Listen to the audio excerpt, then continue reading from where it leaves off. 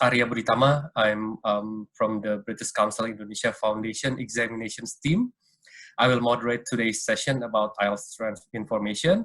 We are very happy to have Jonathan Stephen Roche, our IELTS expert, as our speaker today.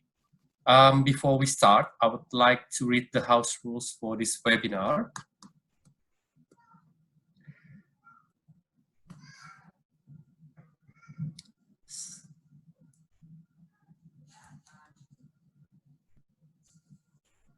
Sorry, can I see the house rule?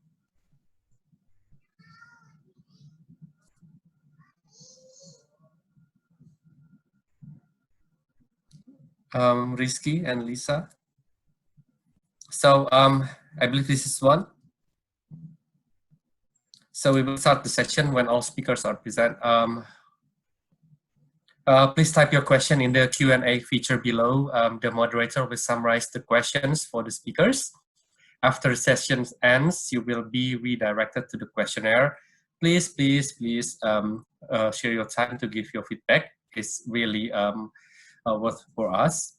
And this session is being video recorded. By attending this session, you are aware that your image and comments might be recorded and rebroadcast. Okay. So before we continue to John's session, I would like to share something first. I will share my screen now.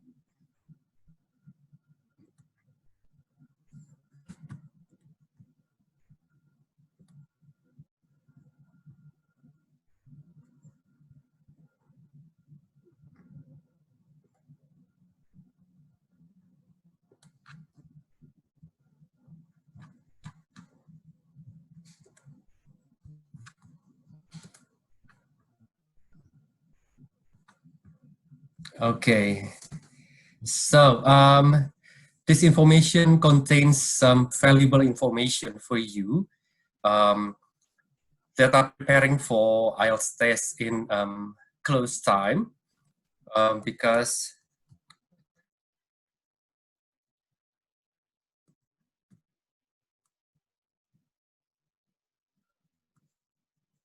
okay, so first is about the IELTS preparation resource that we provide for our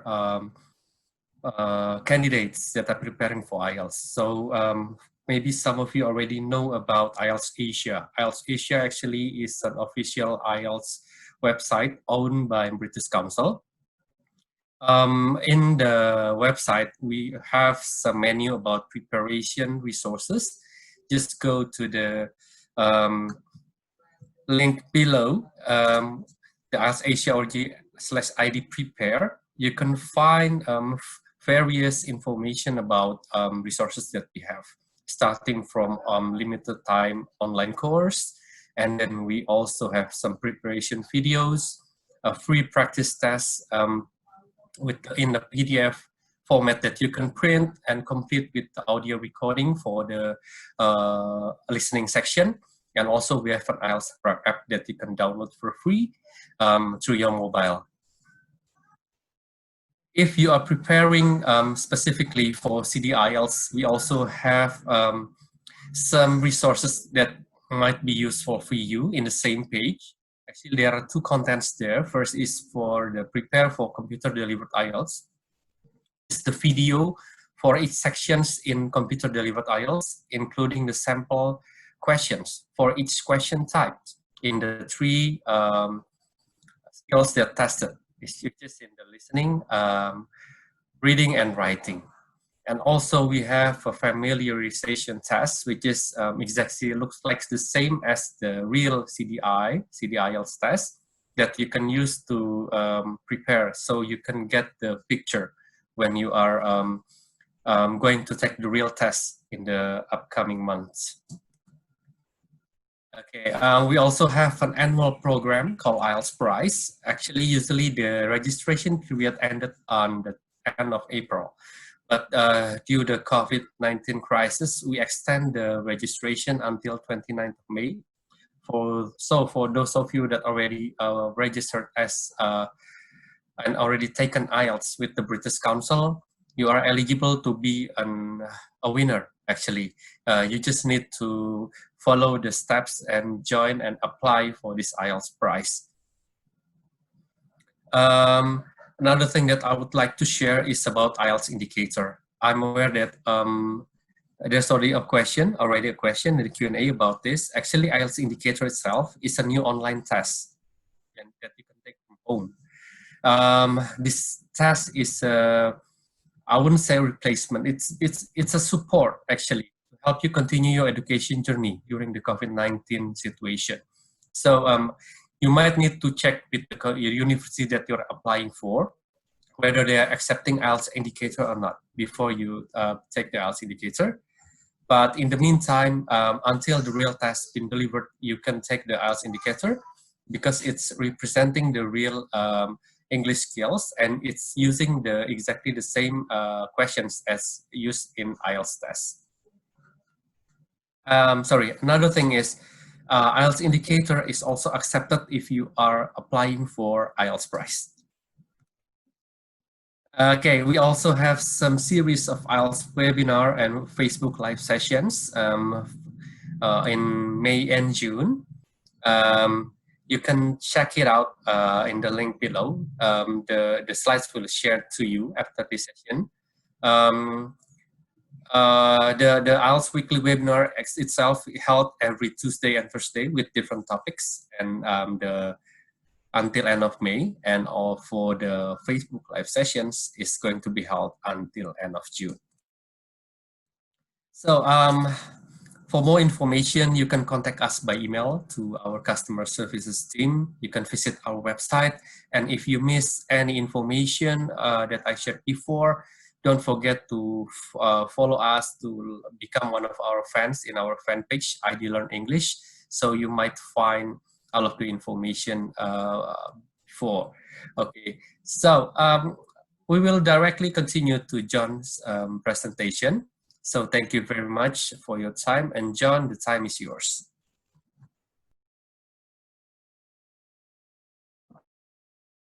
Unmute myself. Hello, and I'm hoping everybody can hear me. And for the first time, it feels absolutely great to say hello, Indonesia, wherever you're from.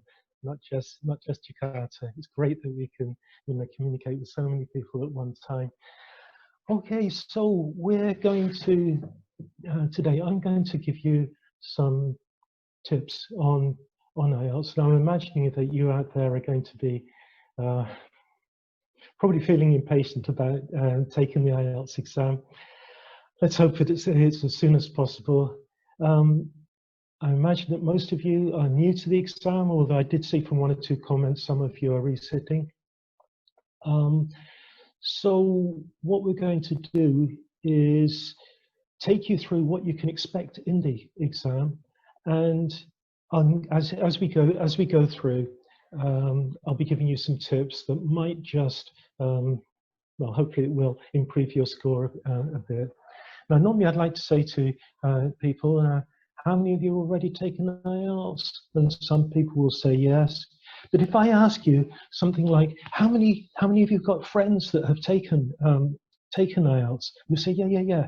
Do you remember what it's like when you talk to your friends and you say, how did it go with IELTS? Some of them, they'll say, it was great. I'm studying, I'm going to study.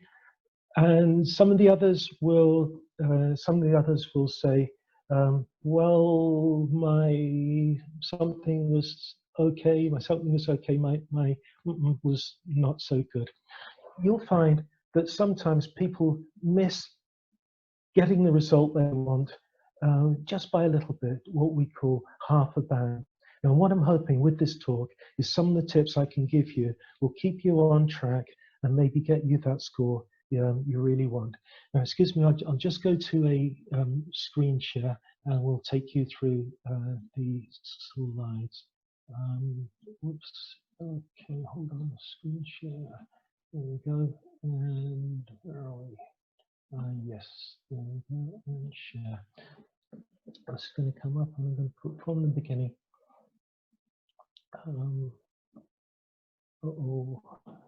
Yes, there we go.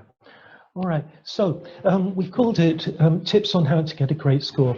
But as you can as I'm suggesting to you, you don't really need a great score. It's the score that gets you to where you want to go. That's going to be your own personal great score. So here goes. We'll take you through what you can expect and give you some tips on how to improve your score just a little bit. Let's go next. So let's start off. What is IELTS?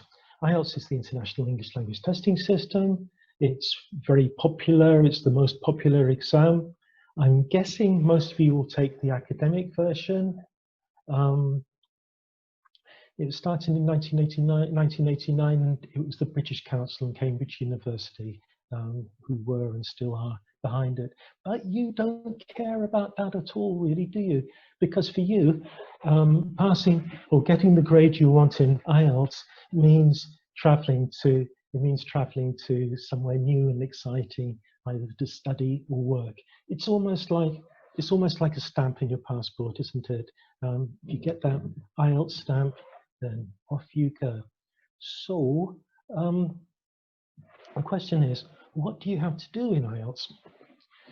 Well, here we go. It's in 4 parts. There's a listening section, a reading section, a writing part, and speaking.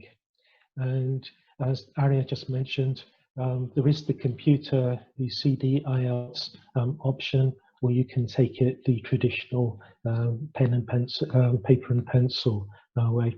But whichever one you choose, please remember when you do take the exam, don't forget to bring your ID. Okay? Why not? It's got to be the right ID. It's got to be the one that you registered with.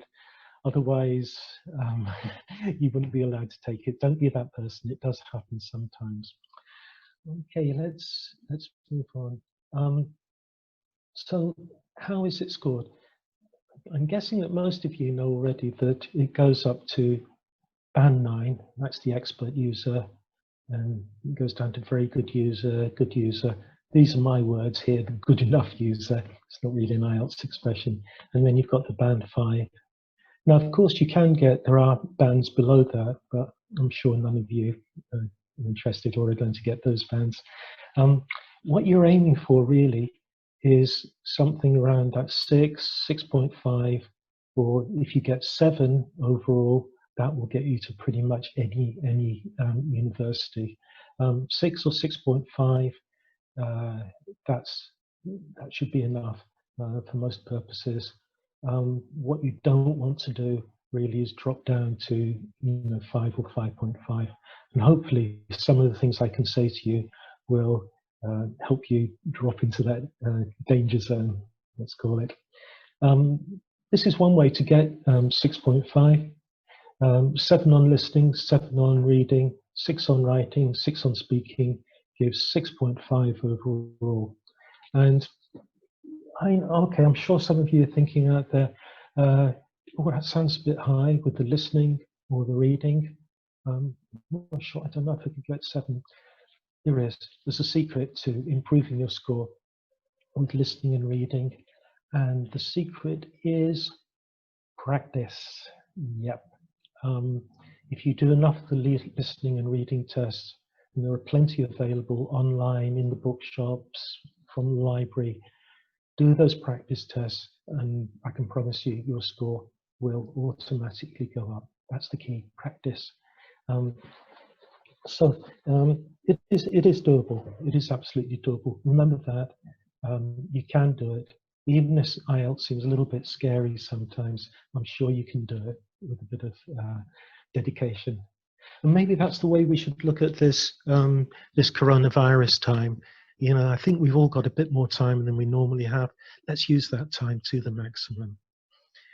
Right, so the listening is the first one. Let's see what you have to do with that. I'll go through each one in turn.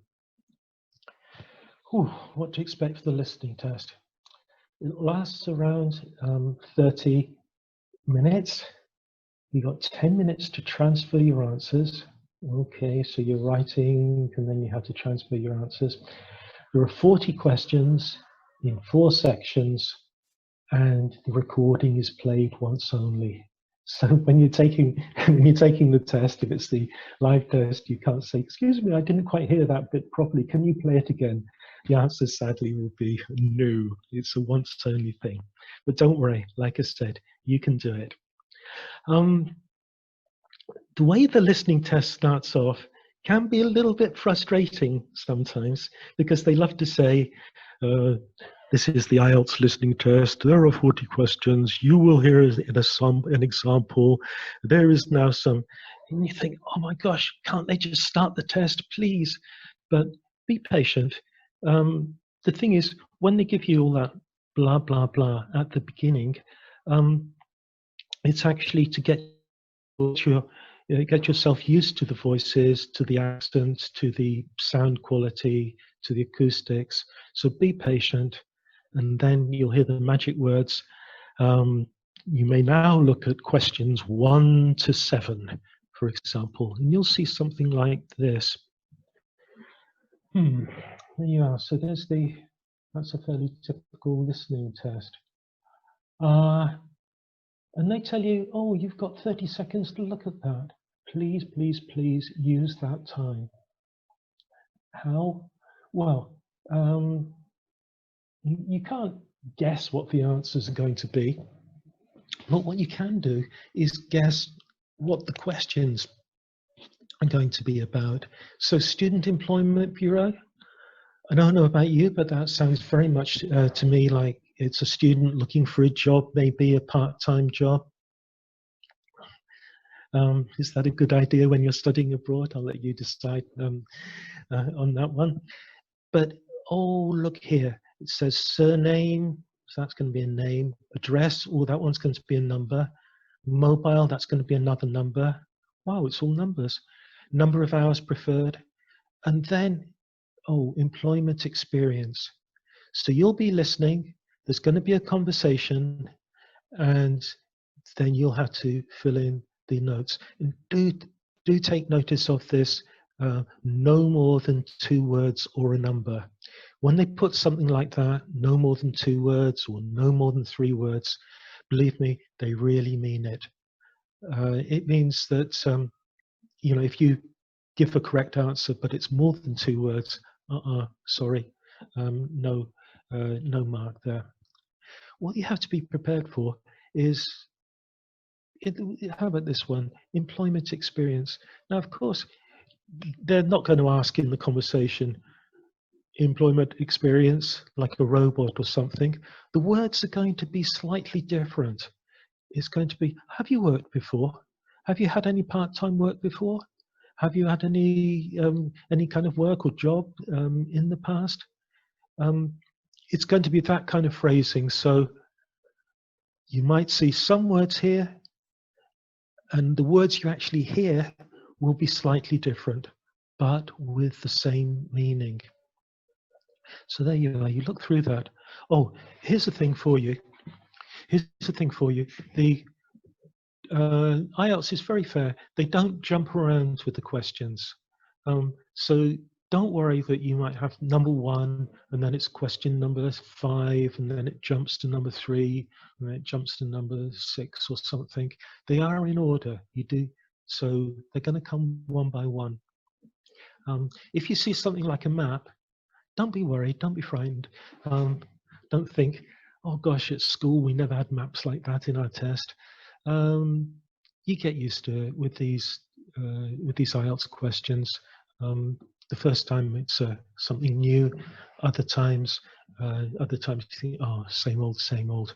But when you look at a map like that, think about words maybe like crossroads, opposite, on the left, near, bus stop. Get your mind thinking into the questions, and you'll be ready when the recording starts. And then they start playing the recording, and you've got that one time to get it right. Now, here's something that's I think it's a really good tip. One thing you'll notice about IELTS when you listen to the practice recordings is there's an awful lot of talking, and sometimes it seems like there's not much important information. Now, that's just like real life. You know, very often we're going around and we're we're listening and we just need a couple of bits of information and that's it. We don't need to understand everything. But here, that can be a little problem in IELTS, because you'll find people are talking, and you'll think, uh-oh, was that a question? Did I miss one? And then you get that awful panicky feeling in your heart. You think, oh gosh, no, this is awful. Here's my tip for you. Make sure you're always looking, not just for when it begins, not just for question 1, but for question number 1 and number 2. Whew, got number 1. Then you're looking for number 2 and number 3. Whew, got number 2. Then number 3 and number 4. Uh-oh, I think that's number 4. All right, so you missed out one question. You missed one question, but you're still on track, and that's really that's quite important, because if you do feel lost, sometimes it's not a nice feeling trying to catch up. But don't worry about all of this. You know, like I said, IELTS is doable, especially with a little bit of practice. Anything else on that? I'm sure some of you are saying, oh, this still sounds too difficult. I'm not sure about this. Here's something to make you feel better. Now, you remember how many questions there were in the listening? Yeah, that's right, 40. Now, a basic good mark would be a band 6. Now, how many questions do you think you have to get correct to get a band 6? If some of you are thinking 28, 29, 30, I'm delighted to tell you, you're wrong. You know what? It's only 23 or maybe 24. It depends on the test. Sometimes they think some are more difficult than others, but round about 23, you're already on track to get a band 6. Now that's good news. That's good news for you. So remember, when you're practicing, if you think, oh gosh, I made 15, 16 mistakes. Oh no, this is awful. No, you're still there. What you probably should aim for when you're doing your practice tests is a score around about 30, 31, 32. And then in the real exam, if you get a little bit less than that, you're still going to get a great score. And there you go. All right, here's one more tip that is actually quite important for the listening. This is the listening answer sheet. Now you might remember a few minutes ago I said you have to transfer your answers to the listening answer sheet. Well, this is the listening answer sheet. This is for the paper and pencil IELTS. Can you see a little problem that might happen? And it does happen, believe me. Every month we get a few people who do this. You transfer the answers and then the answer goes in the wrong box. So number 8 goes in the box for number 9, number 9 goes in the box for number 10, and so on. And believe me, I've seen answer sheets like that, and it feels terrible because you can see they're all the correct answers, they're in the wrong box. Unfortunately, they can't give you a mark for that. So please don't be that person. Do be careful to put your answers in the correct box there. One little thing, do remember, that's just one more tip about the no more than 2 words. Keep your number of words to the minimum. Don't put any extras in and you'll be okay there. A little bit of kind of negative news. Is spelling important? Yes, it is. And okay, so plural, that includes plurals. So don't forget to check those S's and things at the end. All right. Wow. So you can do it. You made it through the listening part of the test. On to the reading. Now, am I going to hear a great cry all over Indonesia and say, yes, reading is my favorite part of the IELTS test? I got a feeling maybe not. Let's go on. It lasts for 60 minutes. You don't have extra time to transfer your answers, but it's still the same 40 questions, but this time in 3 sections. Wow, does this sound like fun? Not really. Let's have a look at a fairly typical reading test. Uh-oh. Yeah.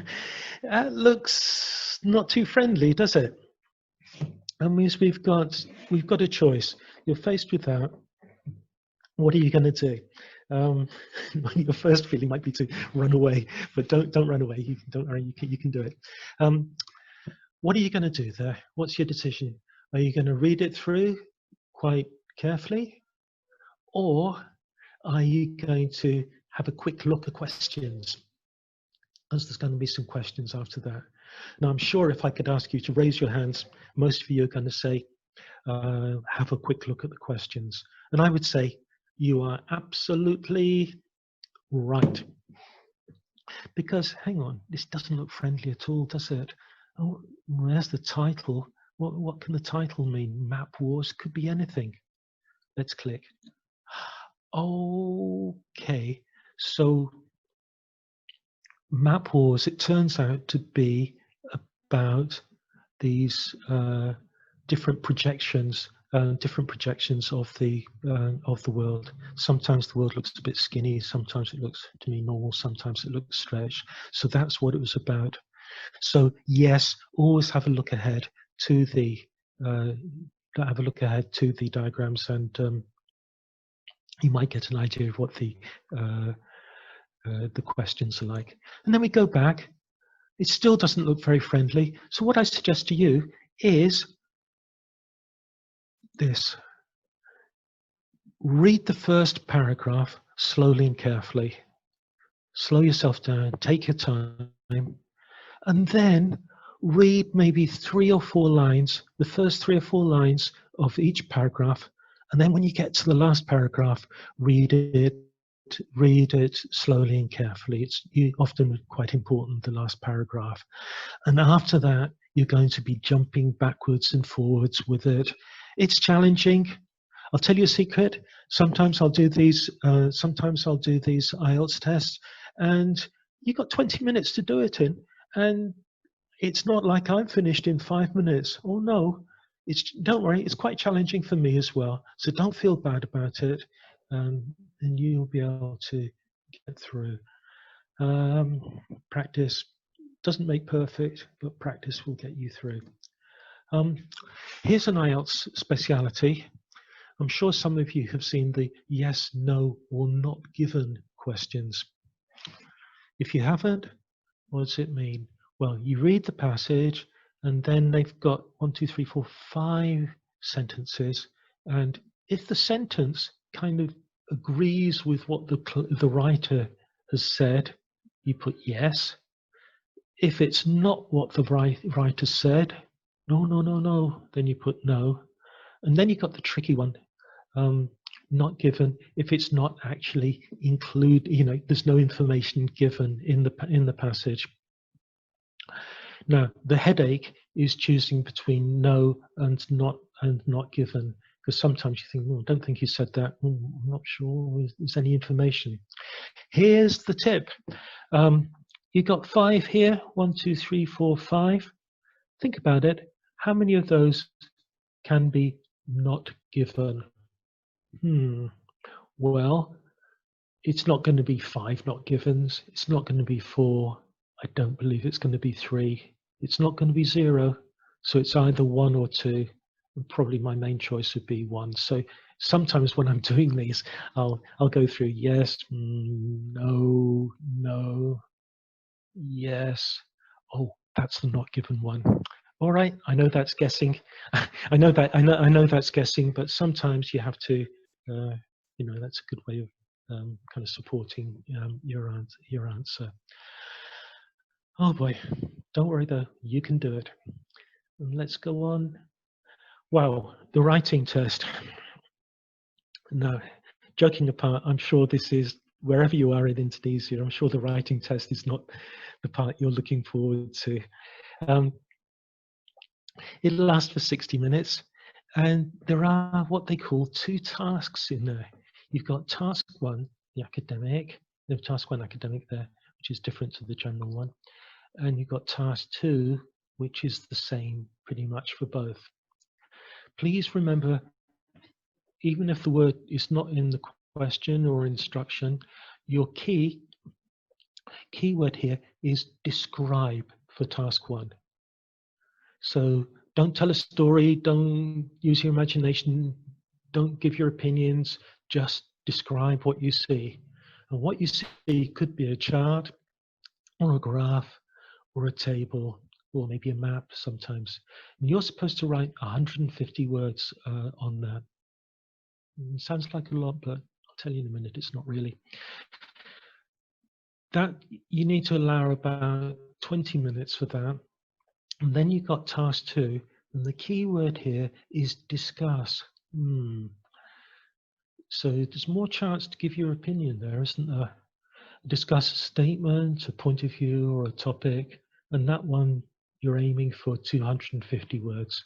And of course, you've got 40 minutes left to write in there. Oh, let me just say something that I really do feel very strongly about. I know there are teachers in Jakarta and probably everywhere else who are saying, oh, you should do task 2 first because it's more important than task 1. I really don't recommend that because of time considerations.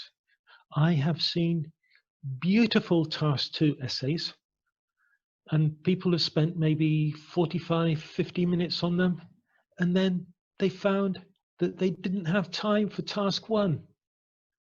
And there are sad words like, sorry, I didn't have time, which is really sad. So do this one first. Even if you spend 25 minutes on this, you can still make it to 250 words or so in the remaining time there. So, but trust me, do task 1 and then task 2 for time management purposes. Okay, a little bit more on task 1. Don't be frightened by this. This perhaps this just shows you don't have to answer all of these. Don't worry. These are just examples of the type of question. The most popular, the classic IELTS question for writing task 1 is a line graph. Very often just one, not two like that. Sometimes it'll be a pie chart like that. Sometimes maybe once every 6 or 8 weeks, something like that, it might be a process. And then every so often there'll be a map, and you can see you have to describe the changes that take place there. Oh boy, I can see some of you thinking, oh dear, that doesn't look too nice. It doesn't look too friendly. The main thing with task 1 is it's very easy, unfortunately, to get something like 5.5, but how do you get a 6? Well, here's how. First of all, remember you're only trying to write about 150 words. So summarize the information. Now, we all hated summaries at school, I know that, but this is a nice kind of summary where you can just pick out what you want. Don't describe every detail. The next one is super important. You're going to write 2 paragraphs properly. The first one is an overview, and the second one is all the little bitty details. Well, not all the details, but a few selected details. The overview is very, very important. Now, it's actually quite easy to do. You can just rewrite the instruction. Something like the diagram shows, the graph show, you could change that to the diagrams illustrate. Change a couple of words, and that is actually good enough. Full stop. Then use a word like overall, comma. It can be seen that, or we can see that something happened. 2 little sentences. That's your overview. Really important. Please don't leave it out. You marked on whether you answered the question, whether your sentences and paragraphs were well put together, on your vocab, and of course grammar. I can almost hear you from here. I'm thinking, oh no, I don't like grammar and that. Here's a great tip for the grammar. Please, please, please keep this in mind. Remember your job in task 1 and task 2. You're not trying to impress anybody. So don't go in there thinking, I'm going to use my most advanced grammar and my most complicated vocab. Keep it clear and simple. I've been a long time, surprisingly, I've been a long time in Indonesia, and even with quite advanced students or advanced candidates, the mistakes are not in the advanced grammar. The mistakes are those, what I call baby mistakes. Can you get that? Baby mistakes, I mean, missing the S, wrong tense, missing the or So to get a 6, try to edit for those. Try to edit for those little mistakes. Don't try to impress them with the really complicated stuff. Keep it fairly simple. Keep the sentences to under 20 words, and you will get that 6. It is absolutely true. And then when you've spent 20 minutes or so on that, you're on to discussing something. Now, don't be worried about a slightly complicated question like that. It's a discussion, so that means there are probably 2 sides. We live today in an electronic information age. Yeah, okay, right. It is easier to be connected by technology, yet many people seem no closer to feeling happy in their lives. Bah, blah, blah, blah, blah, blah. Don't worry. Information technology, good or bad. Now, you know what you have to do there. Think of a couple of good things, positive points. Think of a couple of negative points. And that will be the middle of your essay. How many paragraphs should you write? Of course, you can write as many paragraphs as you want, but you're not trying to write a great book or anything here. I strongly recommend 4 paragraphs. The first one's going to be the introduction, of course. The last one, the conclusion. Oh, and it's a discussion, isn't it? So the middle 2 paragraphs are pros and cons, for and against, advantages, disadvantages, sometimes problems and solutions. And if you're still feeling a little bit worried about the 250 words, don't worry. Just have to have maybe 2 ideas on one side, 2 pros and 2 cons, and somehow you'll fill up that essay, quite well. If you're on that first paragraph and you say it is true that we live in electronic information, if your mind goes blank, then what to do? You want a second sentence? Here's the answer. Give an example. We nowadays live in a very modern, highly connected world. Full stop. Blank, blank, blank, blank, blank. Oh, for example, comma, nearly everybody nowadays has a gadget like a handphone, a laptop. Think of examples, and that will keep you going. And use lots of those words like link it together. You know those words you can put at the beginning of a sentence. For example, for instance, however, on the other hand. These are all in conclusion, of course, for the last paragraph. And in that way, you can have some quite simple sentences. Then you put one of those little markers at the beginning, in my opinion, comma, I believe that, blah, blah, blah, blah. And your writing will be nice and smooth, and you'll be on the way to getting a good mark in IELTS. Okay, oh, last but not least, the speaking test. Yeah. Is that the most scary? I don't know. It lasts between 11 and 14 minutes. And you might not notice when you actually take the speaking test, but there are 3 parts to it. And the first part, And here, let me tell you a secret. There is a classic IELTS starter question. Do you work or are you a student? And probably 70 or 80% of you, when you take the exam, will be asked that question. Isn't that a bit silly? Isn't that a bit silly that they're going to ask the same question to nearly everybody?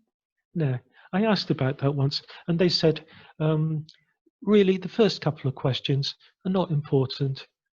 Yep, they're there to help you relax. So IELTS can be quite kind sometimes. They're thinking of you. So they'll ask you some basic questions on work or where you live and some general topics. Then in the middle, you've got a kind of scary part, really.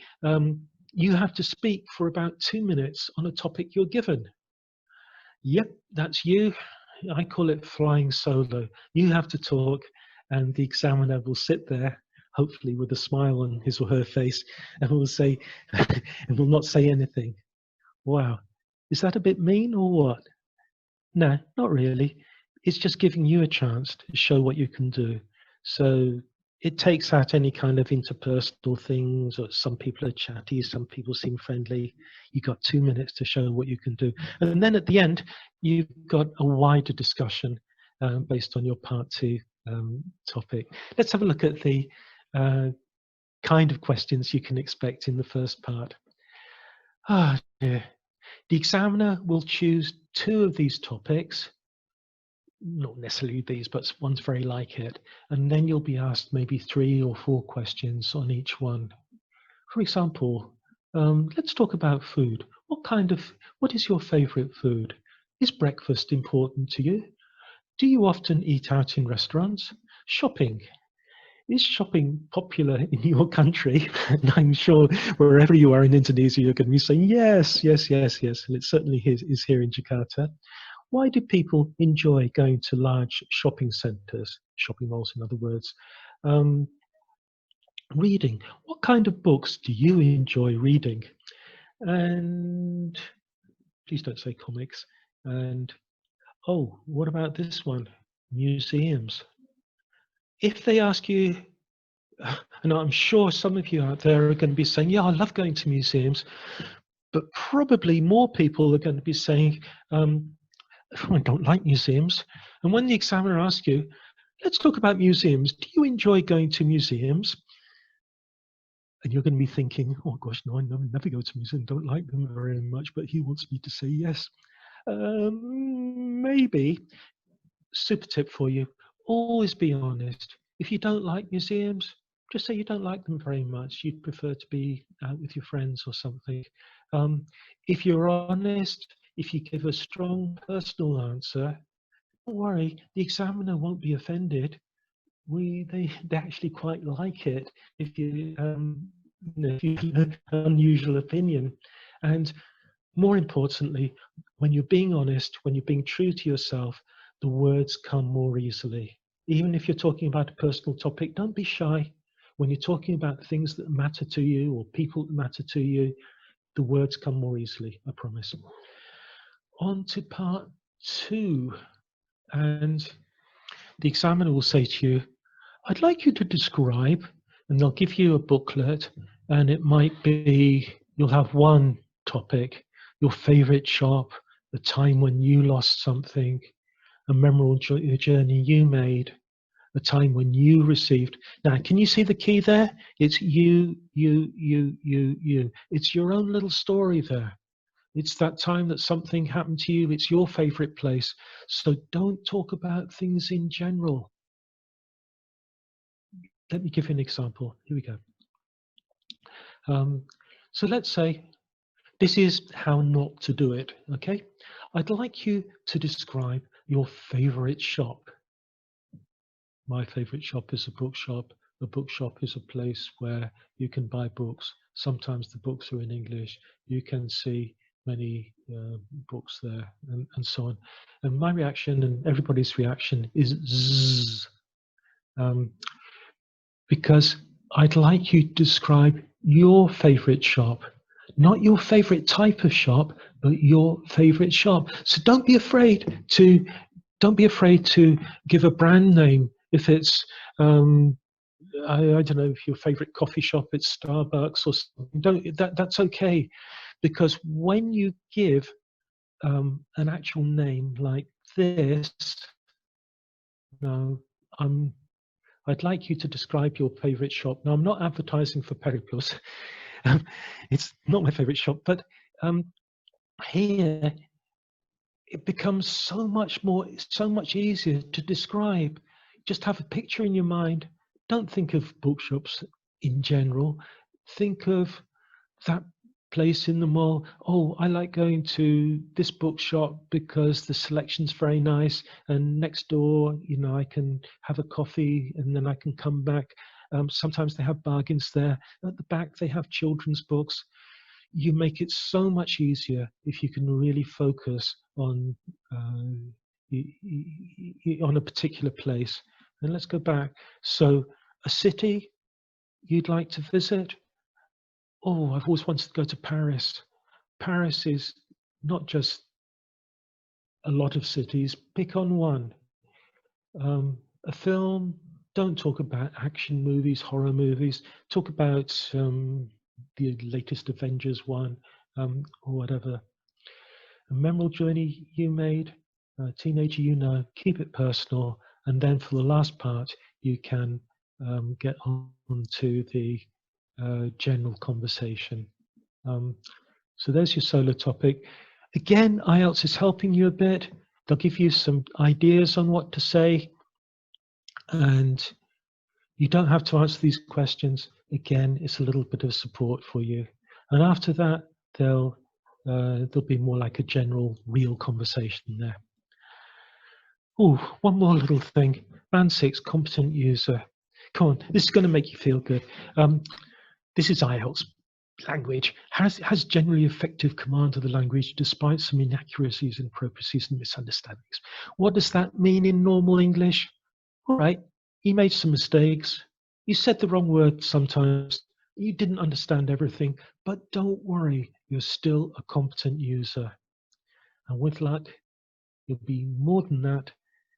And you'll be on that plane when the planes start flying again, and you'll be heading for that nice new place to study or work, and you'll be looking out of the plane there and saying, oh, is that my house I can see? You can do it. All right. I hope that was a bit useful. I hope we're going to have some time for questions as well. So I'll stop sharing on that. Ario, over to you. Yes, John, actually, we do have a lot of questions here. I'll select several best questions that we've got, okay? First is yeah, the polite one. for the writing task 1. Okay, can we include interpretation on the data as conclusion? Kind of sorry, can you say it again? Kind of speculation. For the writing task 1, can we include interpretation on the data as conclusion? Thank you very much for that question, whoever it's from. No, personally, when I try to do an IELTS task 1, I always want to give an interpretation. But remember what I said, it's describe. Sometimes you'll see examples of the very last sentence might give some sort of opinion on it, but basically just describe. Save your opinions and interpretations and things for the task to, you know, relax into that one. And thank you, Aria. Yeah. Okay, second question. Can you explain a little bit how does the examiner give score on the speaking test and also in the writing test? This is from 2 different questions. I think you could answer it directly. Yeah, I did. I just touched on that. For the writing, did you answer TA? Everybody out there, when you actually take the IELTS test, and on the paper, you'll see at the bottom there are mysterious boxes there. One says TA, that's did you answer the question? The other one is CC, good sentences and paragraphs, and the third and fourth are vocab and grammar, and it's very similar for the speaking, and that finishes with pronunciation.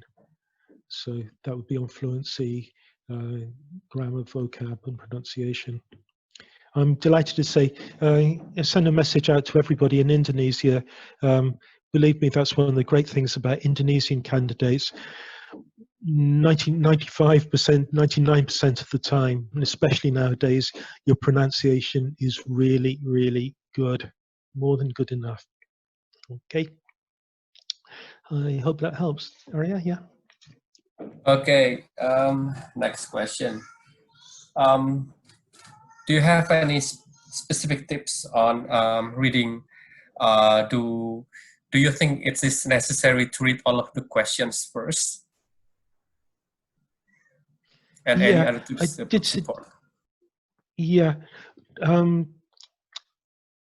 When we give this, this talk live, some people say, "Oh, you should read the whole, the passage, the text first, and then look at the questions." But I do believe that it's best to look at the questions. It's best to look at the questions first, just to get an idea. Some people, they'll get lost in that passage, and then they find they don't have enough time really to, to deal with the questions. So, quick look at the questions. Skim through the first part of each paragraph, and then you'll be jumping backwards and forwards, doing what they call skimming and scanning. And that's the way. But I hope a couple of my tips helped there. But really, it comes down to candidates. If you think when you're thinking about the reading, make sure give yourselves lots of practice, and you'll find your own way to deal with those texts. They're not easy, like I said, but they are doable. Arya? Okay, yes. Next question.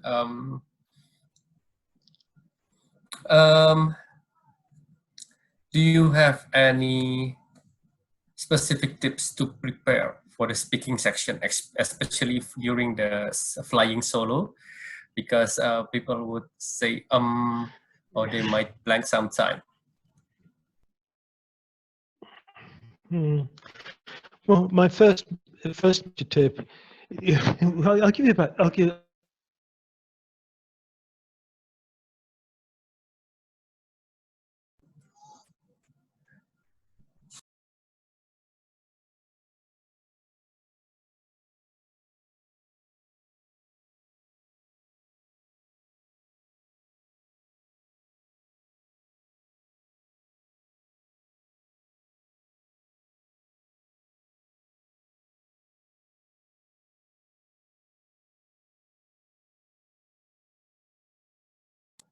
Okay, guys, I think there's an issue with John's connection. So, but I still have some question not related to tips because I'm not an IELTS expert.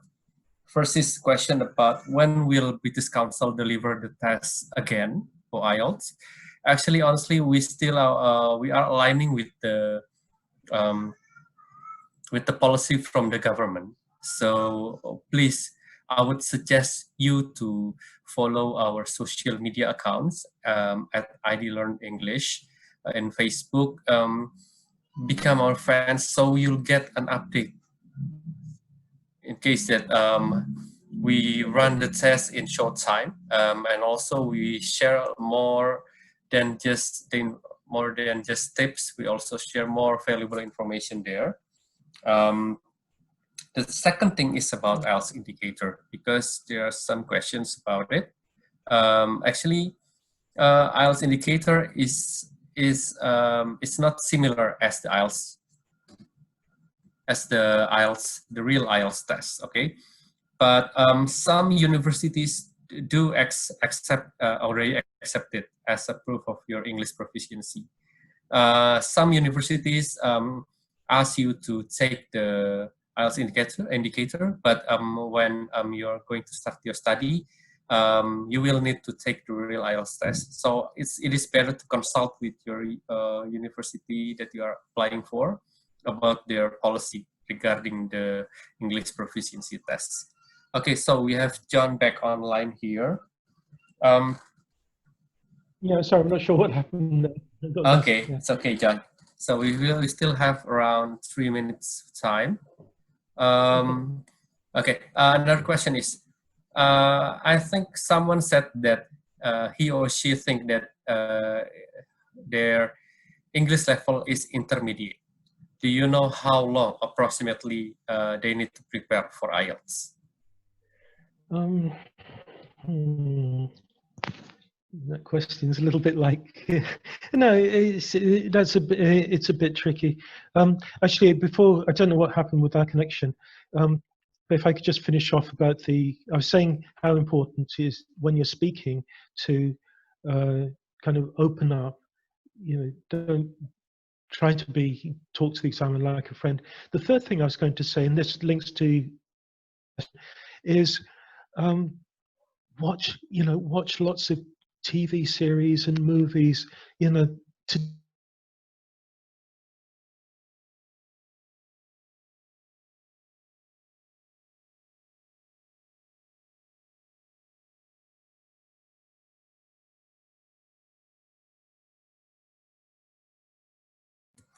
Yes, I think John had another issue with his connection or his laptop.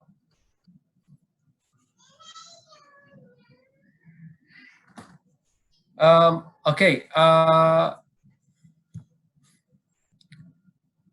think we should end this session for now. But if you have any other question, feel free to contact us through our social media account. Before we end the session, I would like to share other information. First of all, thank you very much for John and all of the participants. After the session, we will share the presentation via email to you. Okay, the Culture Connect Us online festival is still running until May 17th. Sorry. Okay, John, do you want to answer your last question before we close the session today? Yeah. Yeah? Okay, we make it. Yeah. I'm not hearing anything at the moment, unfortunately. Hello, John. Can you hear my voice? Uh-oh, frozen. Oh, it's okay then. So I think we should... I think I've lost the connection. Yeah, it's okay, John. Yes. Oh, no. Drop.